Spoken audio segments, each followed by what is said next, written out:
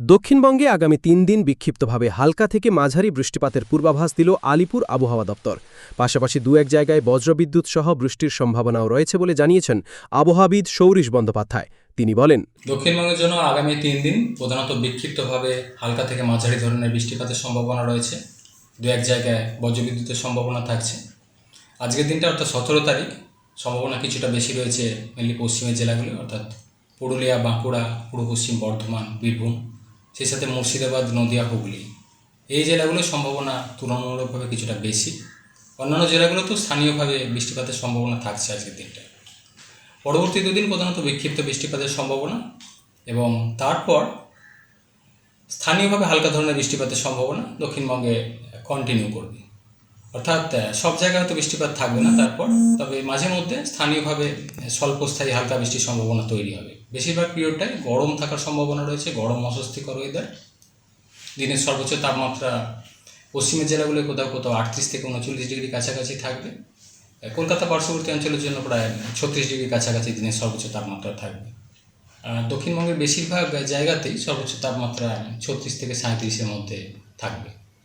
কলকাতা পার্শ্ববর্তী অঞ্চলের জন্য বৃষ্টিপাতের সম্ভাবনা আজকের দিনটা কিছুটা রয়েছে সন্ধ্যের দিকে, এমনি হালকা ধরনের বৃষ্টিপাতের কিছুটা সম্ভাবনা রয়েছে, যদিও সম্ভাবনা বেশি পশ্চিমের জেলাগুলো।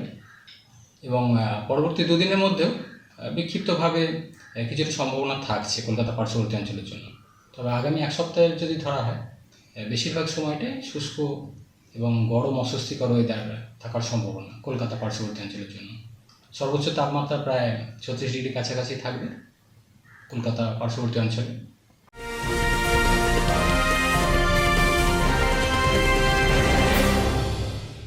ক্রিয়েটিভ ক্যারিয়ার শুরু করতে চাও?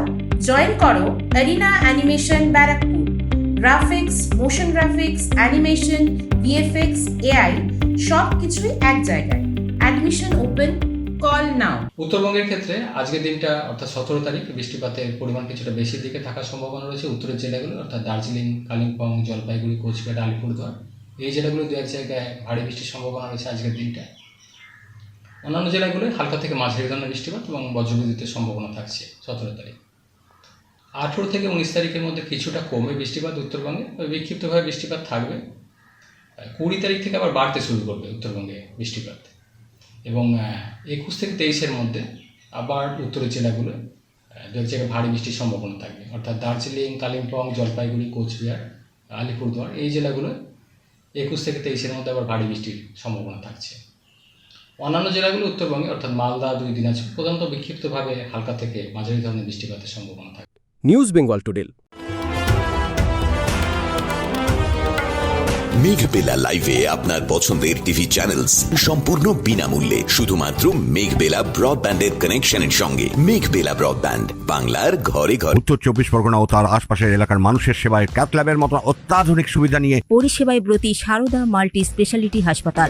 একই ছাদের তলায় মানুষ সাধারণ চিকিৎসা থেকে শুরু করে 24 ঘন্টা ক্যাথল্যাব, এমআরআই, সিটি স্ক্যান, এনআইসিউর মতো সুবিধা এবার থেকে পেয়ে যাবেন সারদা মাল্টি স্পেশালিটি হাসপাতালে। প্রয়োজনে যোগাযোগ করুন 033-2592-0730, 2593-0730, 2593-3562 ও 9331275635 নম্বরে। আমাদের ঠিকানা royal park, Kalyani expressway, Barrackpore, Kolkata 7,121,000। Sarada multi speciality হাসপাতাল, পরিষেবাই হোক আমাদের মূল লক্ষ্য।